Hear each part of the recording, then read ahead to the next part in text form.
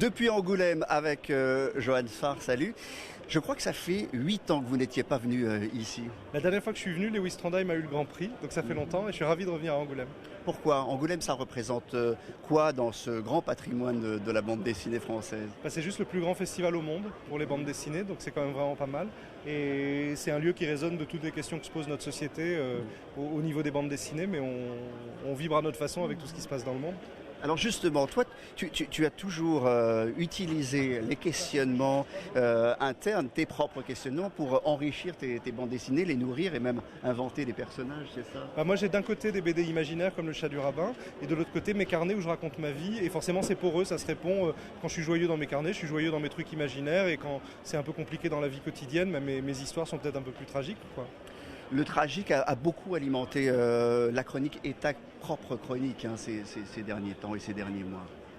Oui, je suis pas le seul. Oui. C'est compliqué quand on travaille dans le divertissement de ne pas être complètement irresponsable en même temps. Donc on passe son temps à se poser des questions. On dit est-ce que là je suis pas trop plombant ou est-ce que là au contraire je suis pas trop léger alors qu'il se passe des trucs graves. On ne sait pas. Alors finalement on finit par partager les questions avec le lecteur et c'est peut-être ça qu'il faut faire. Pas mettre un point final, laisser le lecteur répondre à ce qu'on lui envoie. On a de la chance parce que tu es à la fois auteur, écrivain, réalisateur de films, caricaturiste. J'ose pas utiliser ce mot parce que c'est pas tout à fait vrai, mais observateur pour la presse également. Toutes ces fonctions sont perméables. Pour moi, c'est la même chose. J'écris avec des dessins. Et aujourd'hui, le public est très divers. Il accepte de suivre des dessinateurs dans toutes sortes de terrains. Et moi, partout où je peux mettre des dessins, j'y vais. Mais je reste dessinateur quoi que je fasse. Le Chat du Rabbin, qui est ici, alors il y a tous les épisodes. Je crois qu'il s'est vendu absolument partout dans le monde. Oui. Oui, je raconte des histoires de juifs qui ont l'air arabes, donc ça intéresse tout le monde, j'imagine. C'est tellement la merde partout que quand je montre des juifs et des arabes qui ont l'air d'à peu près s'entendre bien, je crois que ça donne de l'espoir à tout le monde. Alors c'est pas que je suis un rêveur, c'est que je crois qu'il y a une espèce de volontarisme si on veut que les choses se passent bien. Et c'est vrai que dans le Chat du Rabbin, il y a un optimisme, c'est certain.